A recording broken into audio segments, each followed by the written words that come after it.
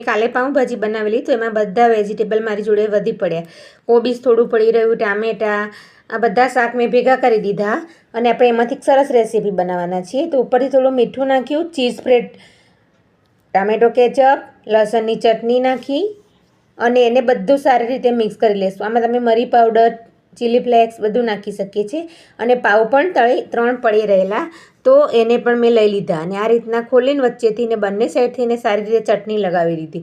અને આપણે જે બધું ભેગું કરીને રાખ્યો હતો મસાલો એ અંદર મૂકી અને ઉપરથી થોડું નાખી દીધું મેં ફરાળી ચેવડો પણ પડેલો અને ચીઝ સ્લાઈસ મૂકી દઈશું. તો એકદમ ટેસ્ટી આપણી રેસીપી તૈયાર થઈ જઈ.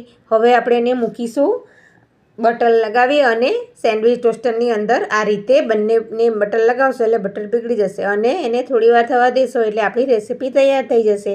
તો તૈયાર છે એ વધેલી બધી વસ્તુઓમાંથી એકદમ ટેસ્ટી સેન્ડવિચ, વેજીટેબલ સેન્ડવિચ તૈયાર થઈ ગઈ છે ફ્રેન્ડ્સ. આ રીતે તમે એકવાર ટ્રાય કરજો, ખૂબ જ ખાવાની મજા આવે છે અને ટેસ્ટ તો એટલો સરસ લાગ્યો ને.